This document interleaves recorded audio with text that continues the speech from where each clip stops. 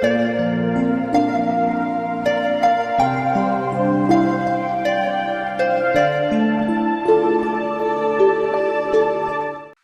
everyone, welcome to LingLing Mandarin. 大家好，我是LingLing。Now welcome back to my series Speak Like a Native Chinese. 说地道中文。So a couple of months ago, I did a video how to greet people like a native. And today in my video, I'm going to teach you how to address people like a native.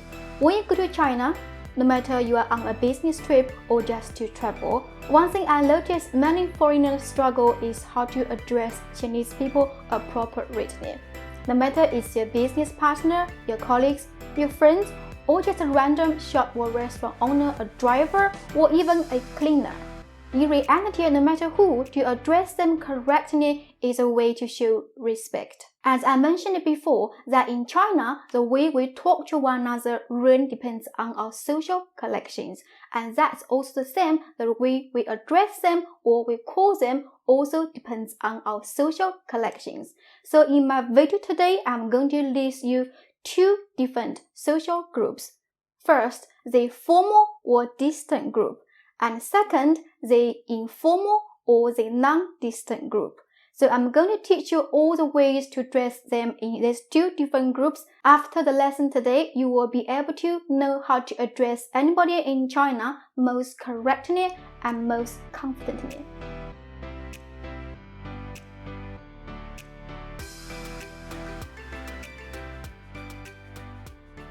Now let's look at the first group, the formal or distant group. So people in this group are people you are not familiar with, or the people you just have to show more respect, like your senior work colleagues, your boss, or anybody you just meet the first time. And in situations when you first meet somebody, especially in a formal occasion, like for an interview, then you will address people with, for a man, you will be 先生. 先生 means sir. For women, it will be 女士. 女士 means madam. And the way to address them is simple. Just use their surname plus this title. And for example, if it's a man we are talking to, and if his surname is Yang, we can call him 杨先生. If it is a woman, we can call her 杨女士. For women, if she was more elderly or if she was married, then you can also address her 太太. 太太. For example, in these conversations, 请问你是张先生吗？是的。杨女士，很高兴认识你。我也是，请坐。太太，这是您的包裹。谢谢你。And now in situations when it's not that formal, for example, when you are asking for road directions or when you are talking to a delivery staff, then maybe you can use phrases including, first one, 小姐. 小姐. It means miss, but just be more careful when you want to use this phrase, because these days, for prostitutes, they are also called 小姐. Of course, not everybody will mind. Some people are more relaxing with it and some people are still very reserved about this term. So that's why in these days we have another word to replace is 小姐姐. So add the 姐 in the end. 小姐姐. It's just this phrase is much more used for young women who are below 30. The other word you can use is 美女. 美女. 美 means beautiful, 女 with woman. So 美女 means beauty. Also it means beauty, but don't worry because it has nothing offensive about this word at all. It's just a polite way of addressing somebody. So equivalent, we also have the similar term for guys. 帅哥. 帅哥. 帅 means handsome. 哥 means brother. So 帅哥, handsome man. And this one, 小哥 or 小哥哥. 小 means small, 哥 means brother, so 小哥 or 小哥哥 just means bra. For example, in the below conversations, 美女，请问怎么去收表情？请直走，然后右转。小姐姐，你试试这款口红吧。好的。帅哥，你能帮我们拍照吗？可以。小哥，请问你是送餐人员吗？是的。Now situations try to address your colleagues. In China, if your colleagues is in a much higher or senior position than you, you also have to address them more formally. And phrase you can use will depends on the job title. For example, for manager is 经理, 经理. For director, it would be 主管, 主管. And for other leader positions or a boss of the company, you can use the word 总. And again, to address them, simply use their surname plus these titles. So for example, Manager Wang will be called 王经理, Director Zhang will be called 张主管, and Boss Chen will be called 陈总. For example, in the below conversations. 王经理，这是我这个月的工作报告。谢谢。张主管，您的电话。请等一等。陈总，会议下午3点开始。好的。To access lesson PDF, please click the link below. And to subscribe to my channel for more Chinese learning videos. Now situation when you want to address a owner of a shop or restaurant or just a vendor. For example, when you are walking on the Chinese market street, you want to buy some food, you want to address the vendor, you can use the phrase 老板, 老板.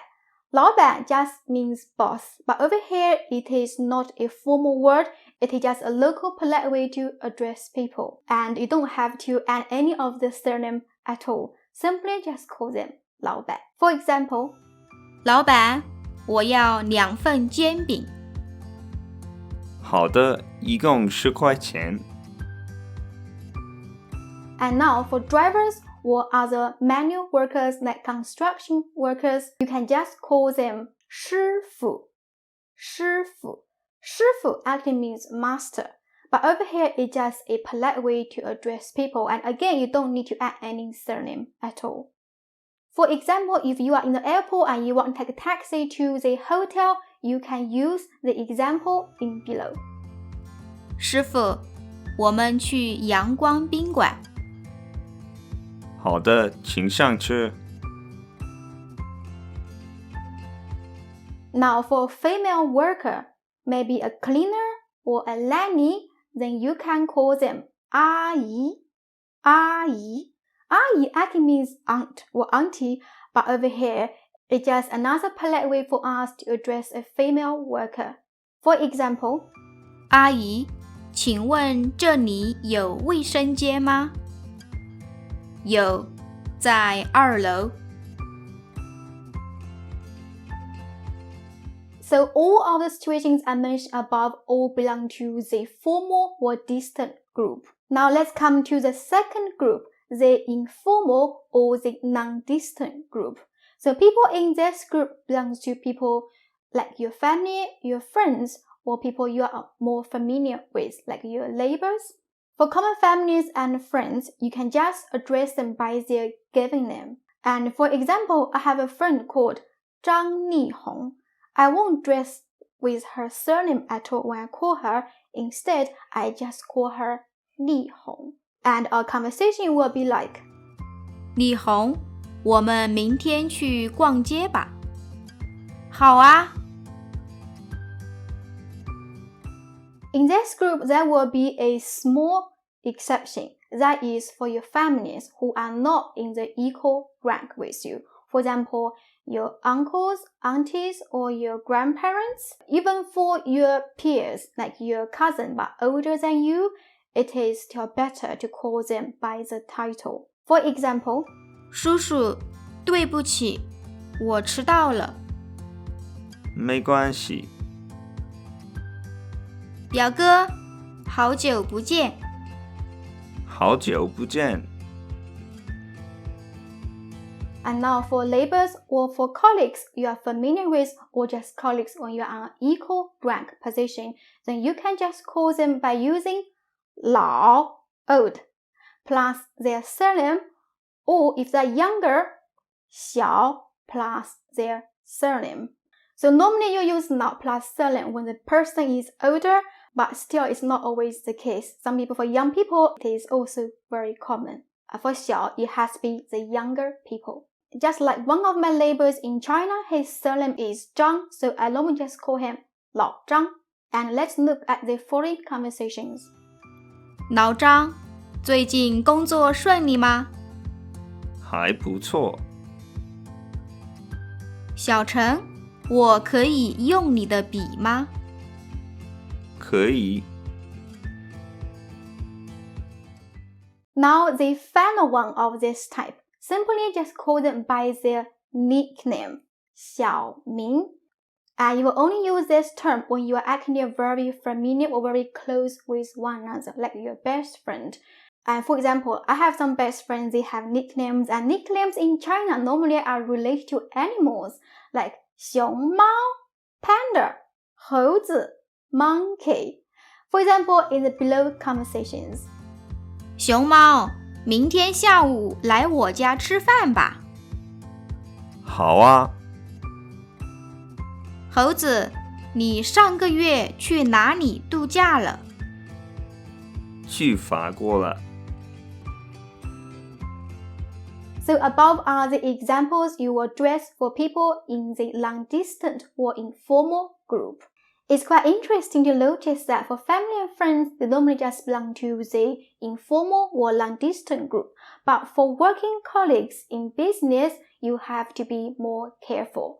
For colleagues who are on a higher or senior position, you just have to address their title regardless of the age. But for colleagues within the equal rank or below you, you can address it by their names. But of course, if you are really close to one another, even if he or she was above your position, you can still call one another by their names. But in general, it is really important to bear in mind how the social collections really affect the way we address one another in China. Remember, I mentioned before in my videos, China is a relational society, 关系社会. That's why the way we talk to one another, the way we greet one another, and we address one another really depends. If you happen to miss my video of how to greet people like a native, you can check my video in the link below. Thank you so much for being with me today. I hope you have enjoyed this video and found my content useful. If you like it, remember to give me a thumbs up and to subscribe my channel. I will see you next time. 再见。